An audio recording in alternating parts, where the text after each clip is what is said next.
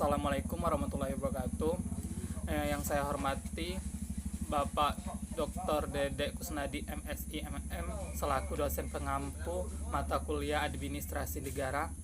Perkenalkan, nama saya M. Syarullah. Di sini saya ingin menjawab pertanyaan UAS dari Bapak. Yang pertama, jelaskan paradigma administrasi negara.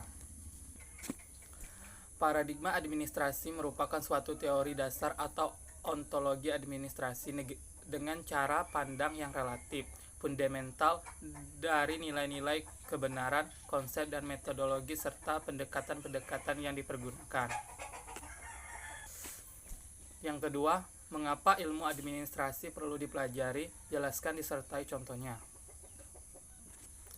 Karena dengan mempelajari ilmu administrasi, kita dapat mengatur semua kegiatan yang berhubungan dengan administrasi dalam kehidupan sehari-hari, misalnya menyusun skala prioritas kebutuhan, dan dapat membantu kita untuk memulai perencanaan dalam melakukan sesuatu. Contohnya dalam kehidupan sehari-hari adalah menjalankan sebuah bisnis dan usaha sangat diperlukan manajemen yang baik. Yang ketiga, mengapa kehidupan manusia tidak bisa lepas dari administrasi negara? Jelaskan beserta contohnya. Karena administrasi dapat memberi informasi tentang data seorang yang sewaktu-waktu dapat kita gunakan untuk keperluan dan merupakan inti yang sangat dibutuhkan agar segala urusan dapat berjalan lancar ketika membutuhkan hal dan fakta yang tercatat secara rinci. Dampaknya, bila tidak dikelola dengan baik, akan mengakibatkan kinerja suatu kantor tidak berjalan lancar, dikarenakan adanya berkas yang hilang, keuangan yang tidak disusun rapi, dan barang-barang kantor yang hilang. Contohnya adalah ketika kita mendaftar di sekolah. Jika tanpa administrasi yang handal, pendaftaran siswa baru di sekolah akan kacau, karena terdapat ratusan hingga ribuan yang mendaftar di suatu tempat, masing-masing dengan selera yang berbeda. Selanjutnya, pertanyaan yang keempat, jelaskan hubungan administrasi negara dengan ilmu sosial.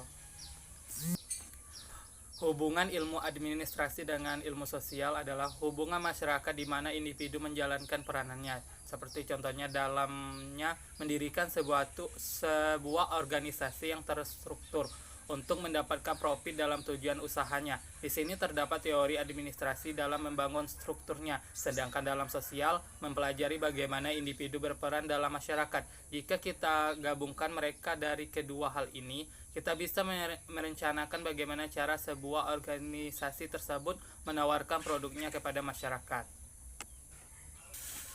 Dan yang terakhir, nomor 5, bagaimana dampak perkembangan teknologi terhadap administrasi? Jelaskan disertai contohnya. Seiring dengan perkembangan teknologi dan informasi, pemerintah telah mengembangkan konsep pemerintahan digital, yakni penyelenggaraan pemerintahan berbasis elektronik atau yang dikenal dengan electronic government. Istilah ini diberikan kepada suatu pemerintah yang mengadopsi teknologi yang berbasis internet yang dapat melengkapi dan meningkatkan program dan pelayanannya.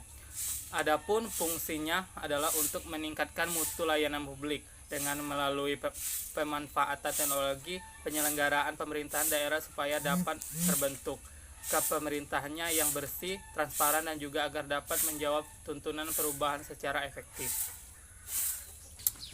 Contohnya, dengan adanya informasi yang mencakup, masyarakat akan belajar untuk dapat menentukan pilihannya sendiri, dan hilangnya birokrasi yang selama ini menjadi penghalang bagi masyarakat. Itulah jawaban dari saya. Apabila ada kesalahan, saya mohon maaf. Saya akhiri. Wassalamualaikum warahmatullahi wabarakatuh.